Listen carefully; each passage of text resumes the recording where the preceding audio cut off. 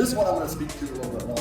Leadership. The 10th motivator is everyone wants a leader to look up to, one they can respect. With the 3 C's, character, competence, and caring. All right, so this is a picture I took from my turret. That was my view most of Iraq. And we were driving down a road, and all of a sudden, a van pulls out in front of us, blocks our traffic. All of a sudden, we start taking small arms fire from machine guns, and rocket-propelled grenades start exploding near us. And we were in an ambush, and everyone's ducking, and they're all kind of terrified. First thing that happens, we had a 1-star general in our convoy. I wish I knew his name because I'd love to call him Kelley. He gets out of his Humvee, and he starts walking up and down the firing line. He's like, "Don't worry, I called the Apaches. They're going to take out that building." He's like, "You guys, fire there, you guys." And he's walking up and down the firing line, putting his life at risk for his people. A great coach they model the behavior they need to see in their people, and they show their people by leading through example. And the 3 C's, character, competence, and caring, all get accomplished by doing what leadership activities? Anyone want to guess? Listening. Absolutely. Coaching accomplishes all 3 of these. So if you want to raise your stock and be the best leader for your organization, your people, you've got to learn to coach. Who's taught you to coach? What professional has taught you how to coach? Because I tried reading books on it and then trying to coach. That's like reading a manual on how to fly a Boeing 747 and then like going and doing it. Just so you know. I hired a coach to teach me how. I still work with him today, by the way.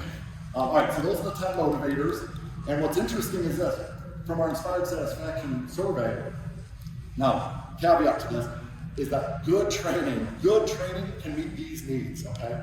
Again, if you're weaving recognition in your training, it'll meet that need. Poor training may not, just like poor coaching won't meet those needs. If you ask someone, hey, one of the first questions I'll ask someone when I start coaching is, have you ever had a coach before? What was the experience like? And it's crazy how many people go, "Oh, I hate coaching." Why? What the hell happened? My manager would call me in the office like, "Oh, it's time for your coaching." You screwed that up. What the hell's wrong? It's not coaching. So, point is, good training, good coaching. So, being fulfilled, finding that purpose comes from coaching. So, interesting factors there. And here's another correlation. So we take all this data from the people we do the surveys with throughout all different dealership departments, and there's an interesting correlation. If you're in the top right, then the culture's strong, and all those motivators are being met. Okay, if you're in the right side. If you're in the bottom left, that means it's frustrated disengagement is what we call that. Those people, what's interesting, these people generally say they're not being coached or they're not getting good coaching. These people are getting more coaching more frequently and better coaching. And these people down here have over a 90% chance to quit your business within 60 days.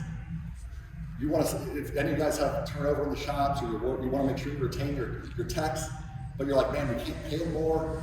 If you got that situation going on, understanding these motivation needs is literally half of the equation as it relates to employee retention.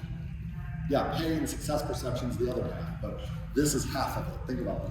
So who should I coach? Employees tested for, who's been tested for competency?